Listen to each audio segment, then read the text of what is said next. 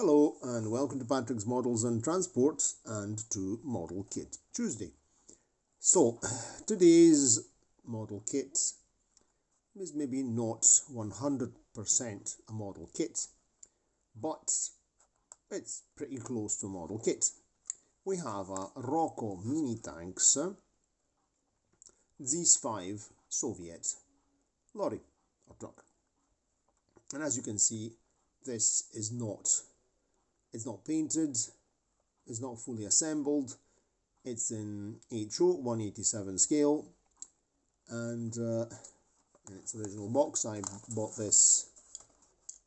It's product code 1270 LKV ZIS 5, and it's still in the it's the Roco Minitanks series, but at the time, now Roco Minitanks has been bought over, I think, by another company. I don't remember right now.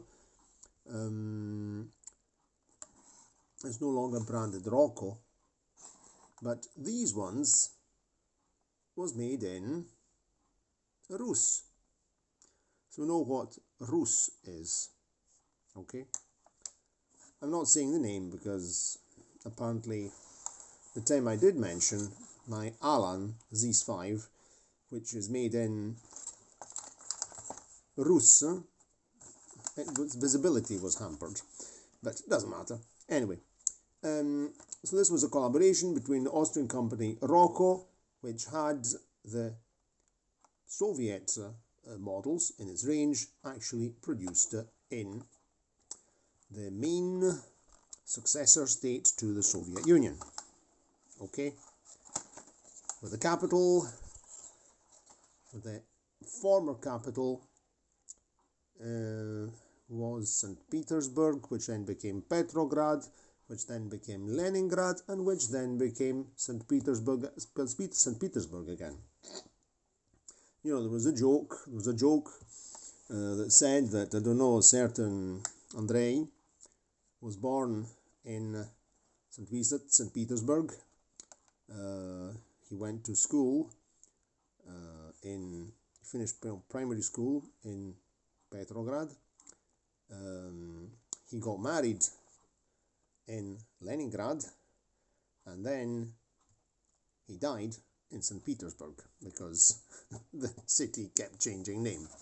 Anyway, let's have a look at this model. So we have instructions in here, and take out the packet. There we go. And here's the parts that have to be added on. The details. So what have we got? We have an already pre-assembled ZIS 5 187 scale truck. There we are. You can see that there are no headlamps. Various other parts have not been fitted yet. The drive shaft has not been fitted. Of course, it's not been painted. And let's take the tarpaulin off. In the tarpaulin, we have some extra glazing. And I don't really know how we fit the extra glazing because the thing, let's drop that there. The excuse me. We can actually remove, if I'm not wrong, we can take, and this will simplify painting. We can actually take the bonnet off and the radiator grille. And I think, I don't know if this is glued together or just, excuse me,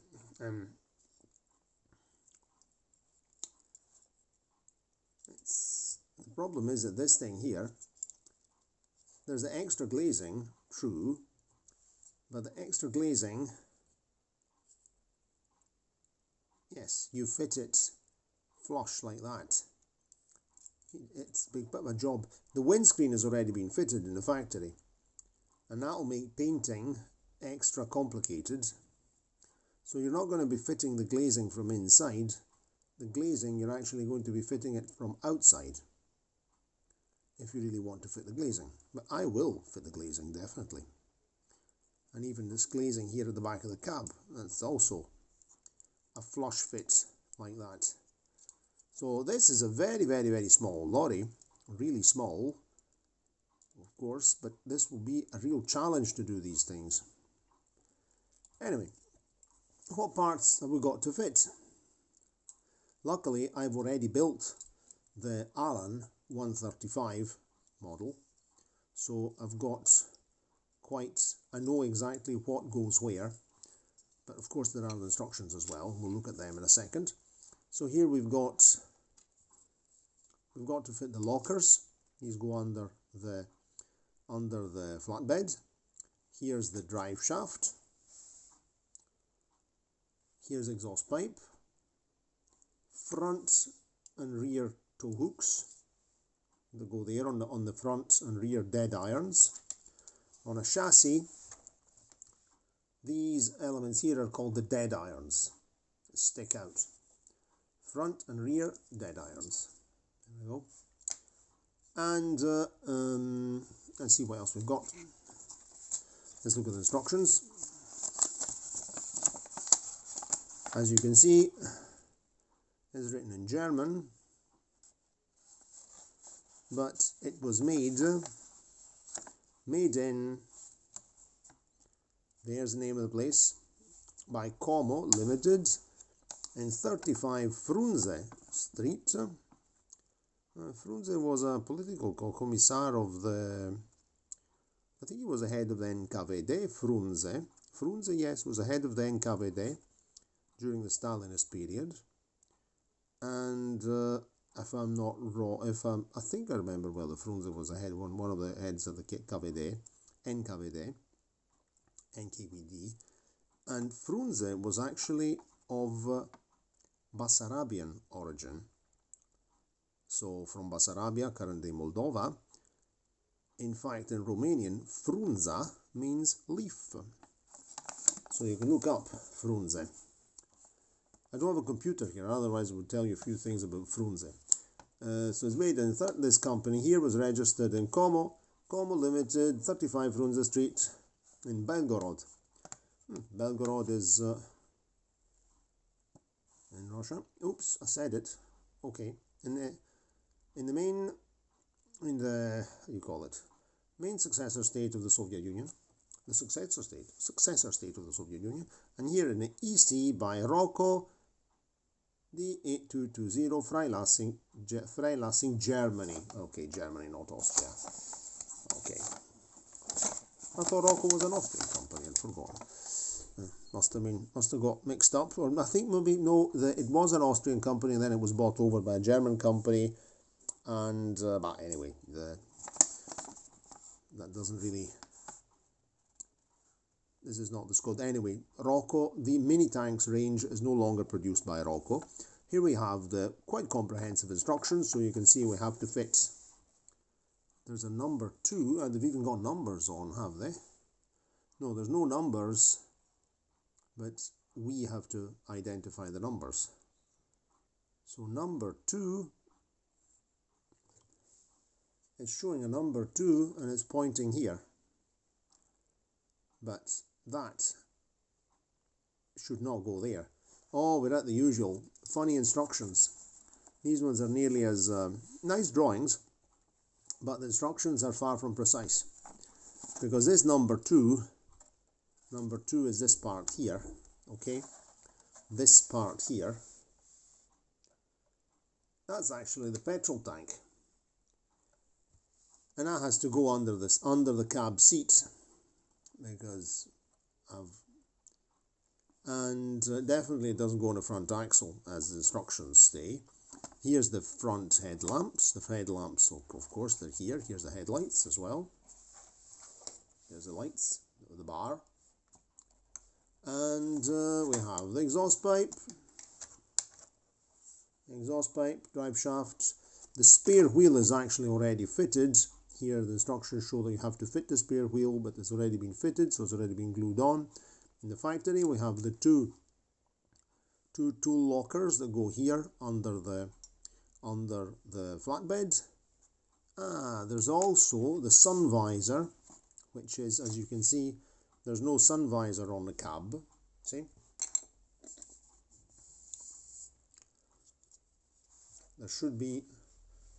there's a sun visor that's fitted here. In fact, there's a sun visor right there. Excuse me, let's put this down. There's a sun visor that has to be fitted above the cab. This is really a very, very small footery job. Then there are the hooks that go here on the front chassis, on the dead irons, the chassis dead irons there and there, which the 135 Allen ZIS 5 actually doesn't. It hasn't even got those. They didn't put them. Let's have a look at it. Oh.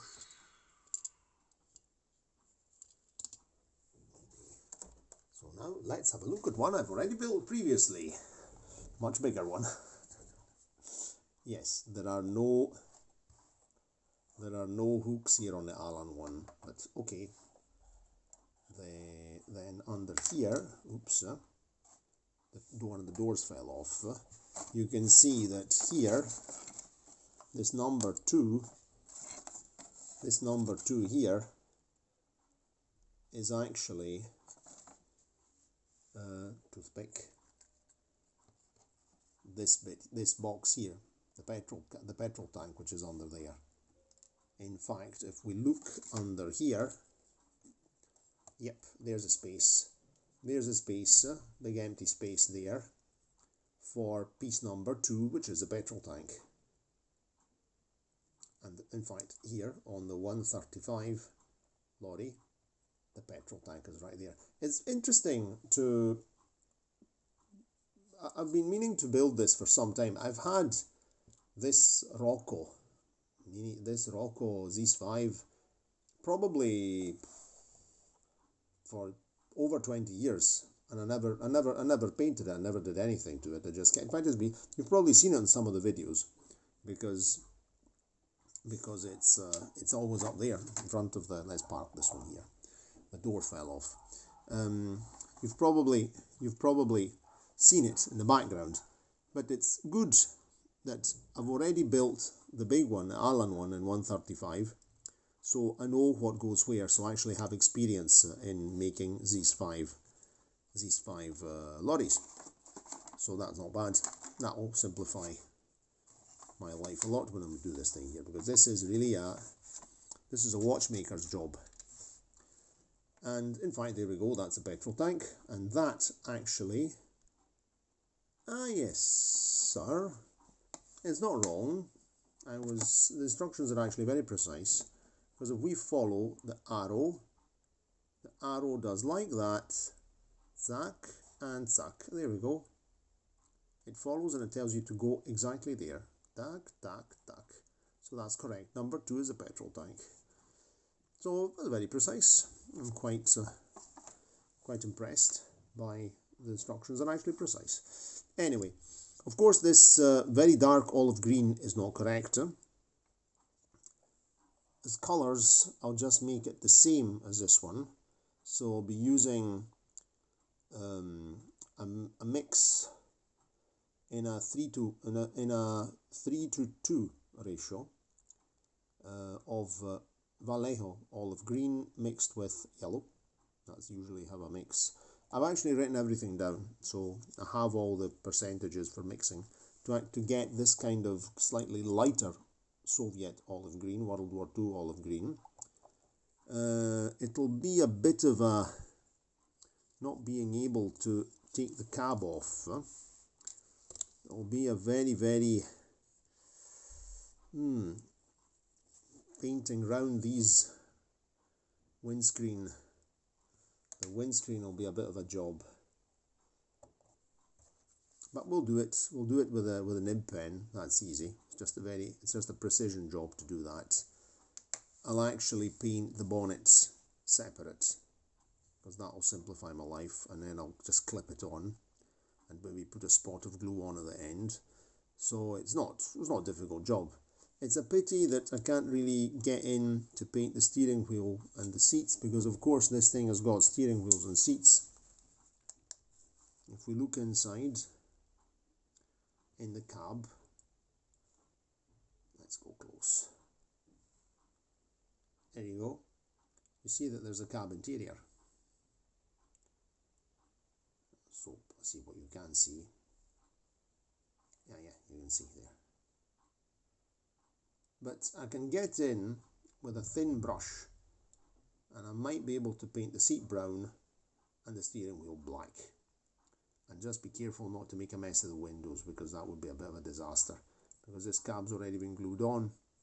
And I'm not going to try and take this off, because I think that is factory glued on and I'm not intending to damage the thing. It would be good if it actually unclipped somehow. That would be not bad. Well, maybe it does. Maybe it does and maybe it doesn't. It doesn't seem to be wanting to come off. I think we're not going to bother. That's stuck on. That's not coming off. That's not coming off anywhere. So we'll just have to do things as they are. So then, of course, the wheels.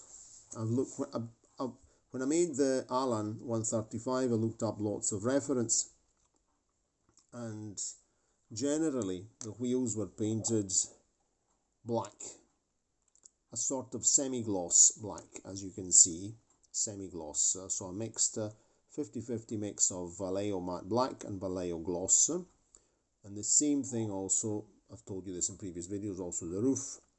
Here we have a very watered down effect to get this kind of canvas, waterproof canvas covering on the roof. Of course, these lorries have got composite, the cab is composite bodywork, so we have wooden frames with a metal skin. And that's about it. So definitely we'll get this one. Another little job I'll do. Probably I'm going to be working on kits, and I definitely consider this a model kit. So let's just put everything away properly now that we've had a look at it, and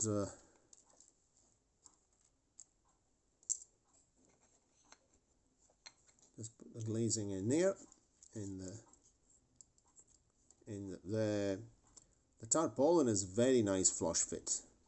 In fact, if you ask me, the tarpaulin is a much better fit than the plastic tarpaulin of the Alan version. But when you see these lorries in real life, some of them have actually got higher tarpaulin hoops, so it's not really that bad. It's not really that incorrect.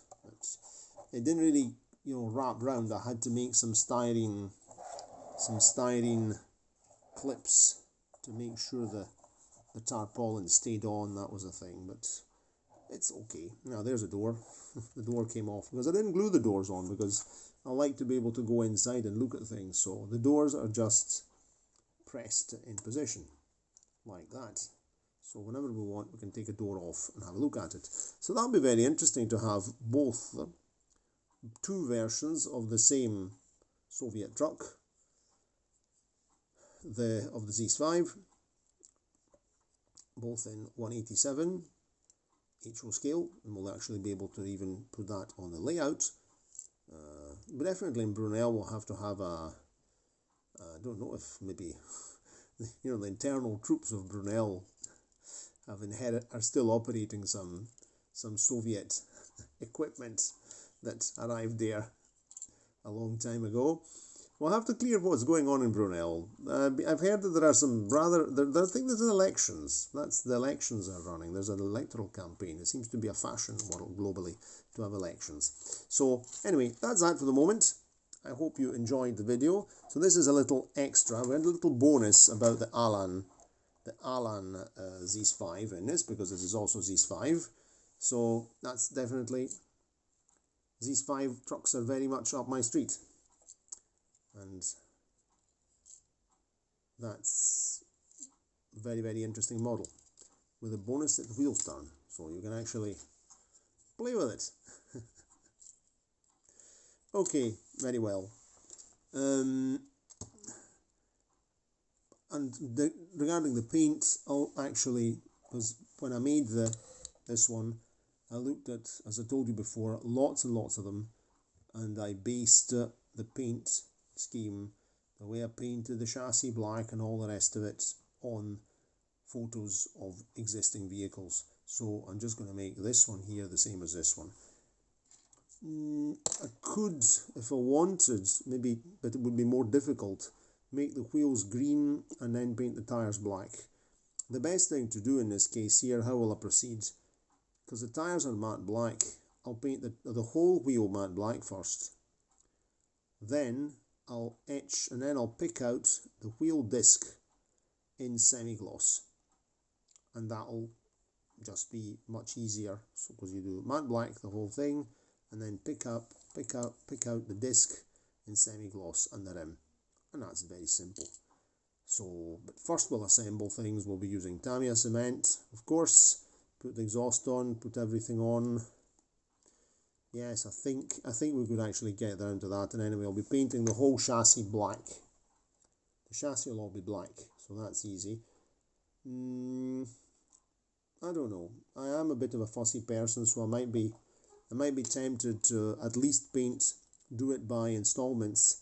Paint the underneath of the chassis green, the correct colour of green. Get that painted, and then paint the chassis. No brake rigging here. Good job. I would go mental to fit the brake rigging. Here's the brake rigging under here. The brake rigging on this one. There and there, this has got rod operated brakes. And on the Alan, some parts were too long. I can't remember right now which one was too long. If this bit here, this brake rod here was too long, or this one here I think was too long. So I had to shorten them and then glue them back together. And then I remember I made a mistake with this cross member here. I had to cut it and turn it around, and then re-glue it in position. Then I had to punch holes through the chassis using a hot needle. That was good fun. This took a long time to build, but definitely it was worth the hassle. I really enjoyed it. And this exhaust pipe here, yes, it's brand new. Got a new exhaust pipe on it. Okay, very well. I hope you enjoyed the video. Anyway, last few words about the real thing. It was in production. The ZIS 5 was actually an based on the American autocar truck, American autocar truck of the 1930s. Right now I don't remember the name, but I'll put the link in the description box to the video of the 135 ZIS 5, what I speak about when I told you the plotted history, and remained in production between 1932 and, if I don't remember badly, 1955 in Ural ZIS, in Ural ZIS, and in the Urals. And by that time it was really very, very old-fashioned, and the Soviet Union had already started producing the GAZ 51 truck, the ZIS 130 or 150. I can't remember now the numbers. I haven't made any notes tonight. I didn't do any homework, but refer to the link to this video in the description box. Okay, putting things away now. I hope you enjoyed the video. Let me know what you think about this model, and cheerio, and see you next time. Subscribe to the channel, click the notification bell. Let me know if you see this video, because I pronounced one of the name of the successor state. I shouldn't have said that, but how can you not say it? It's ridiculous. You can't not say it. In fact, incidentally, somebody on one of the, just a little thing, I'm like Lieutenant Columbo, I always add the last thing after parting. There's a channel that I follow, I don't remember the name, it's about models, model kits, and so they put a post, not a video, but a post showing the main European manufacturers of model kits. So of course there was Airfix, Revell, etc. There was a Polish one, a Czech one, and one in Ukraine. on a map. And where's Zvezda? Zvezda is one of the main European model kit manufacturers, and it's not there. So I replied, so how come you didn't mention Zvezda, or are we not supposed to mention it? And okay, the other YouTuber, he said that yes, of course everybody can mention what they want, they're free to say what they want, and the same as he does, so meaning he's free not to mention it. Honestly, I don't see why I have to bring in politics or geopolitics into a hobby. I don't think it makes any sense, because if we shouldn't build, purchase, apart from the fact that Zvezda model kits are still for sale in Western Europe, they've continued being for sale throughout the duration of what's been happening for the last 2 years, and I even asked the local store where I go, they're coming in, I said yes, no problem.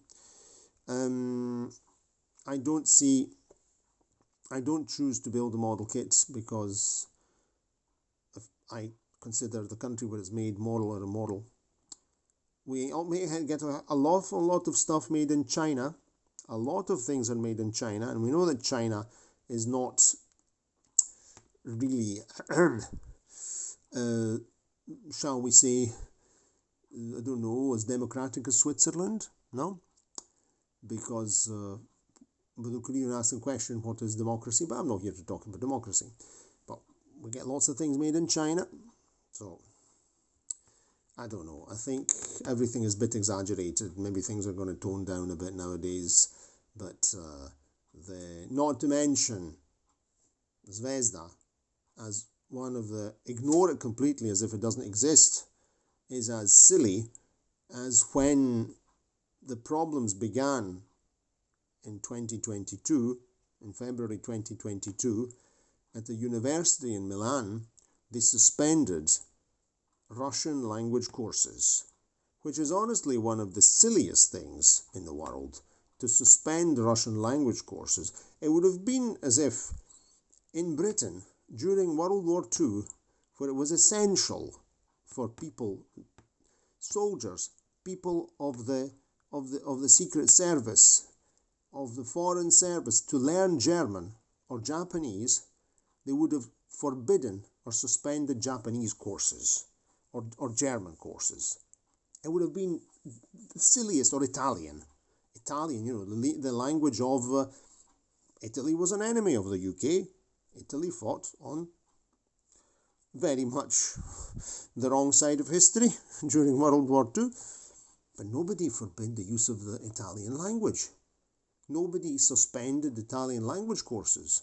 So this is one of the silliest things, and I will say that to ignore a manufacturer because it's made in a certain country, because you say that you support the economy of that country, blah, blah, blah, blah, blah, it makes no sense. It makes no sense at all. So, and in this case here, in my case, I'm talking about something which I bought 20 years ago, when the relations, over 20 years ago, when the relations between that successor state of the Soviet Union and the West were very good, very, very good.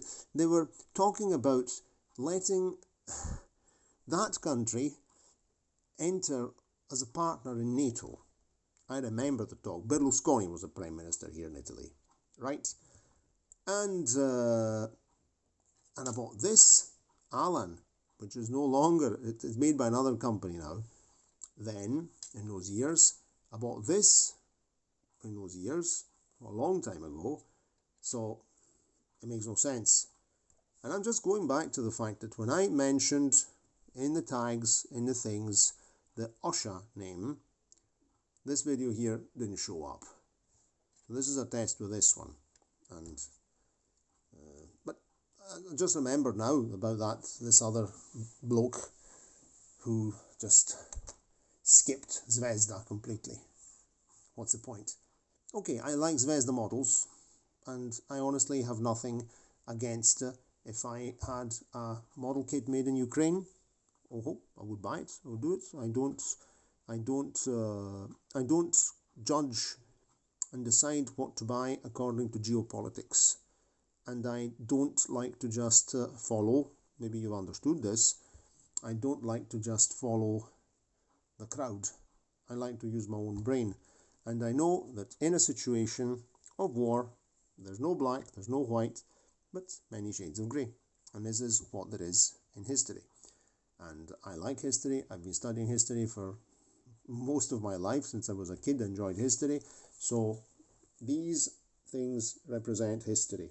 And we can't just cancel history. We're not in George Orwell's 1984, where there's a memory hole, and you put things into the memory hole, and goodbye, and then you correct the photographs, like in the days of Stalin, when Frunze was around. No, it makes no sense. So by making model kits, we're reliving history in many ways. So that's it. This is what I think. Okay, I was a bit long-winded at the end. Cheerio, and see you next time.